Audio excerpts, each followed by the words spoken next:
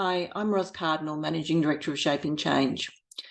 I was having a conversation with a coaching client of mine today, and we had a really interesting chat about managing people who aren't performing. Now, this is something that will come up in your leadership career. It's something you absolutely can't avoid if you manage people. Sooner or later, you're going to have maybe a difficult conversation with somebody who's not performing well. Now, my client achieved a really great outcome. She had somebody in her team that it just wasn't working for. It wasn't working for them and it wasn't working for the organisation. And she had this conversation and she said it worked out really well. At the end of the day, this person decided that it really wasn't a good fit for them and they've decided to resign and move on to something better. They're staying on for a month or so just to do a really good handover, and everyone's parting on good terms. So we just went back to unpack the three things that I discussed with her right at the beginning when she first started talking about this person and how she was going to manage them. And there are three keys to having these conversations well. It's clarity, courage, and compassion. So firstly, with clarity, it's about being really clear with people about where the problems are.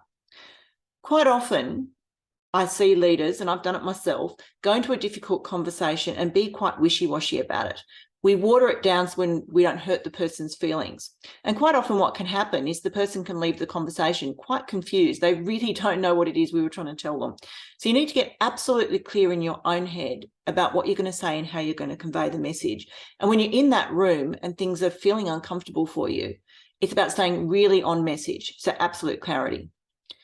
The second one is courage, and that's about showing up, even when you don't want to have that conversation. Nobody loves it. Nobody goes to work thinking, fantastic, I get to sack somebody today. It's just not how it works. Everybody goes into it feeling really uncomfortable, and you need to really put on that courage or exercise your courage muscle to get through it. So that's really important, going in there with the attitude of courage.